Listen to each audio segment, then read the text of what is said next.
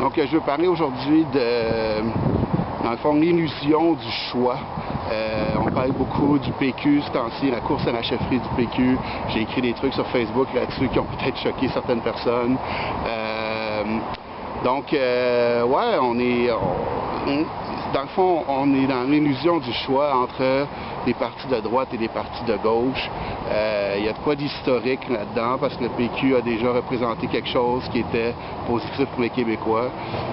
Je ne suis pas sûr que c'était si positif que ça. Je crois qu'on était juste dans l'ignorance plus que maintenant, donc on ne se rendait pas compte que ça revenait au même. Je vais vous dire ma théorie sur ce qui se passe au gouvernement et pourquoi ça ne change absolument rien en bout de ligne de se battre pour un parti de droite ou de gauche ou de centre, tant qu'à ça. OK, selon moi, si on parle en termes d'argent, admettons qu'on prend 100% de l'argent qui est récolté par un gouvernement, 100% des ressources de l'argent qu'un gouvernement a, de toutes sortes, OK? Autant des taxes, des ressources naturelles, de ci, de ça, tout ce qui appartient. La job des personnes qui sont au pouvoir, entre guillemets, ça c'est ma théorie personnelle, la job c'est d'envoyer la majorité de ces ressources-là vers les banques. Ou vers, en tout cas, ceux qui contrôlent vraiment ce qui se passe sur la planète. Donc, les grosses familles riches, les fameuses miniers... Excusez, je check mon chien. Puis c'est dur de savoir exactement qui est en haut de cette pyramide-là, mais en gros, au-dessus des gouvernements, il y a d'autres mondes, et c'est à eux que vont ces ressources-là. Moi, j'estime qu'une fois tout le décompte fait, des taxes, des faux frais, des ci et ça qu'il y a, moi, j'estime que ce serait jusqu'à 80% de toutes les ressources et de tout le produit du labeur de tous les habitants du Canada, disons. Peut-être c'est différent dans d'autres pays, mais j'en doute. Moi, j'estime que ça peut être jusqu'à 80% qui va, disons, aux banques, en tout cas, c'est à des intérêts privés, disons, et non pas au peuple, et non pas au gouvernement comme tel. De quelle façon ils font ça? Ben, ce 80%-là, il est récolté premièrement par l'arnaque de la création de la monnaie. Si vous ne savez pas, notre argent n'est pas contrôlé par le peuple, mais contrôlé par des banques privées. Et ils nous chargent des intérêts chaque fois qu'un dollar est imprimé, alors que ce ne serait absolument pas nécessaire, parce qu'on a la Banque du Canada qui devrait faire ça sans intérêt. C'est ce qui crée la dette nationale, qui est impossible à rembourser. Et c'est ce qui fait qu'à peu près tout ce qu'on paye en impôts va pour rembourser l'intérêt de la dette. Pas la dette, l'intérêt de la dette. Ensuite, évidemment, notre gouvernement encourage qu'on utilise du pétrole, donc ce qui nous garde dans la pauvreté et dans la précarité au niveau transport, au niveau économique, etc. Ensuite, évidemment, on encourage beaucoup les guerres, l'armement, tout ça, donc ça crée encore plus d'argent, des énormes dépenses. Et on encourage évidemment le système pharmaceutique, qui est aussi énorme en termes d'argent, à travers notre système de santé dont on vante tant les mérites. C'est pour ça que tout le monde est aussi en santé au Canada. Vous n'avez pas remarqué que tout le monde est malade partout? Et finalement, une grosse partie de cet argent-là est utilisée aussi pour contrôler le public. Donc, le rôle du gouvernement, c'est de contrôler la masse, s'assurer que tout ce système-là reste en place, ne s'effondre pas et que les gens ne se réveillent pas. Ça coûte du cash.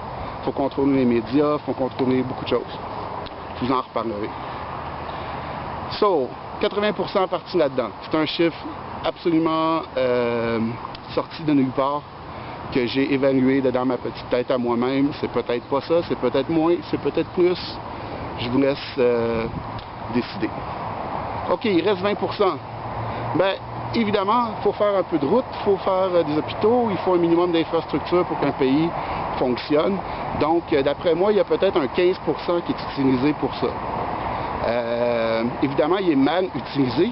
C'est pour ça qu'on a des routes qu'on doit refaire chaque année, alors que ce ne serait pas nécessaire. C'est pour ça qu'on a des systèmes qui n'utilisent pas des bonnes technologies, qui n'utilisent pas les dernières technologies, qui nous feraient sauver du temps et de l'argent. En tout cas, Donc il y a beaucoup de pertes de temps, d'énergie, de ressources dans ce 15 %-là. Mais admettons que les politiciens ne sont pas méchants, sont juste un peu incompétents, donc on va l'accepter 15 % pour ça. Il nous reste 5 %. Le 5 %, c'est la différence entre un parti de droite, un parti de gauche ou un parti de centre. Donc, un parti de gauche, un parti de droite, pardon, ben, qu'est-ce qu'ils vont faire avec ça?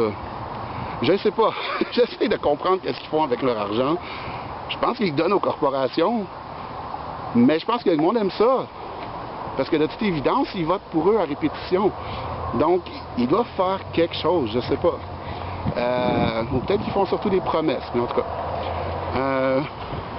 Les partis de gauche, ben eux autres, qu'est-ce qu'ils font? Ben ils patchent les troubles qui ont été faits par le 5 % de dépenses des partis de droite. Donc ils vont, vu qu'on a fait des programmes plus répressifs, qui ont fait du mal à des gens, qui ont fait des itinérants, ici et ça, ben là on va donner de l'argent, les partis de gauche vont donner de l'argent à tout ce qui est genre les organismes communautaires, puis les programmes d'aide, ici et ça, qui vont patcher. Mais ils vont jamais pouvoir régler un problème parce qu'ils ne sont jamais au pouvoir assez longtemps. Puis les partis de centre, ben, ils n'accèdent jamais au pouvoir de toute façon, ils sont juste là pour diviser un peu plus. Donc vous voyez qu'il y a un diviser pour régner, c'est vraiment ce qui se passe ici comme ailleurs d'ailleurs. Qu'est-ce qu'on fait avec tout ça? Ben, on va en reparler dans d'autres vidéos. Moi, je voulais juste vous dire que faites très attention quand vous encouragez, que vous donnez votre énergie pour défendre des candidats ou pour défendre un parti politique, parce que tous sont complices de ce système. Et la majeure partie, que c'est pas 80 %, je ne sais pas c'est quoi le chiffre, mais la majeure partie des efforts, du fruit, du labeur des citoyens s'en va en haut de la pyramide, et le rôle des politiciens, c'est d'assurer que ce système-là ne change pas et continue et ne soit pas interrompu. That's it, that's all. Tout le reste, c'est de la décoration.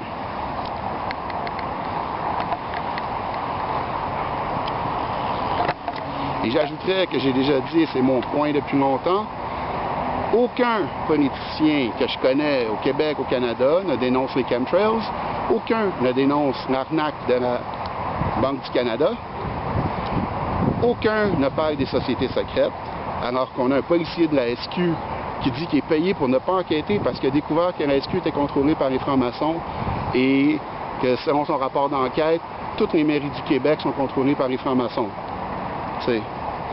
Donc, on a du pain sur la planche.